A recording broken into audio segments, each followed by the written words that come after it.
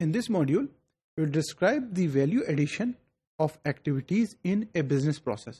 तो सबसे पहले हम वैल्यू एनालिसिस को अंडरस्टैंड करेंगे और उसके बाद थ्रू एग्जांपल उसको बेहतर अंडरस्टैंड करेंगे कि कस्टमर के लिए क्या वैल्यू है और उसके साथ साथ बिजनेस के लिए क्या वैल्यू हो सकती है for the changes which you propose, जो ऑलरेडी जिस तरीके से आप काम कर रहे हैं.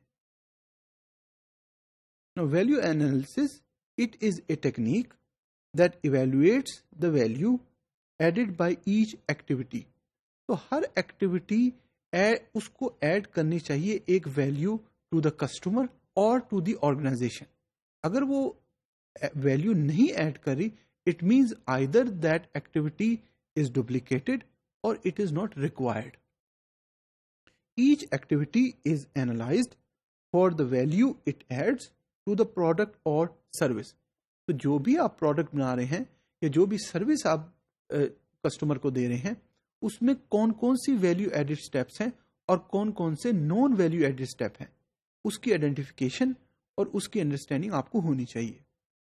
Value added is determined from the perspective of customer. तो generally you also have to make sure कि it is the evaluation and determination from the customer perspective, not from the business perspective. अगर service की quality अच्छी होगी customer के लिए, तो chances are के कस्टमर बार बार आपके पास आएगा और वो सर्विस खरीदेगा आपसे या वो सर्विस आपसे रिक्वेस्ट करेगा. Classification of value. The first one is real value. It is the value for which the customer is willing to pay, either for the product or for the customer. Second is business value. अब आपने business process के अंदर जो activities हैं उसके determine करना है कि कौन सी रियल वैल्यू है और कौन सी बिजनेस वैल्यू है. पॉसिबिलिटी इज कि some of the activities are helping for the value addition in the business and some of the activities has real value for the customer. The business value that helps the company runs its business. So there might be some activities that is helping the company, not the customer. And there might be some activities which are of no value. These are the activities that should be eliminated.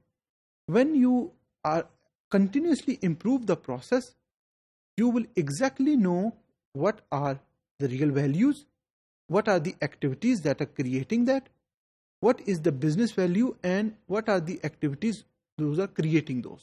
तो आपको इसका पता होना चाहिए. अगर आप इस diagram में नोट करें तो there are activities which are performed by a sale person. The start of the process is कि एक्सपेंस इनकर्ड हुआ और उसके बाद employ prepares expense report, employ copies report and receipt, employ attaches receipt for all expenses. अब यहाँ पे एक चीज नोट करने की है, दैट इज कि ये सारी एक्टिविटीज जो परफॉर्म हो रही हैं, it may not have a real value for the customer, लेकिन क्या कंपनी को इसकी वैल्यू की जरूरत है?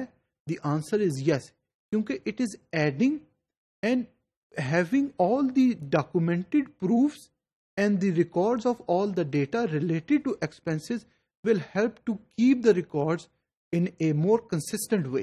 वो सारी इंफॉर्मेशन जब कॉमन डेटाबेस पे स्टोर हो रही होगी तो it is easier to extract that information and find out कि इस मंथ या इस ईयर के एक्सपेंसेस क्या थे.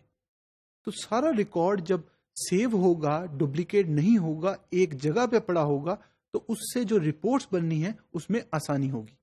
Now in the value of FS expense report, FS expense report does not provide real value, which mean value to the customer. लेकिन as customer would not be paying for this activity if given choices. तो ये जो सारे expense की example हमने देखी, इसमें customer को कोई वैल्यू नहीं है, लेकिन the process does provide business value. वो कैसे?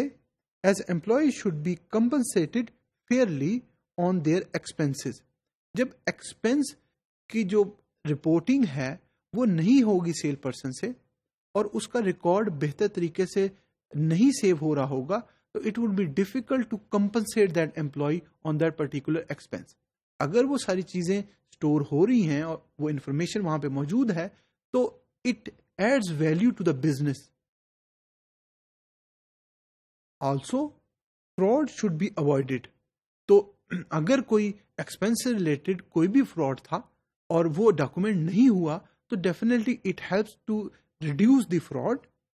Cost of this activities should be minimized and activities should be processed by cost and elapsed time.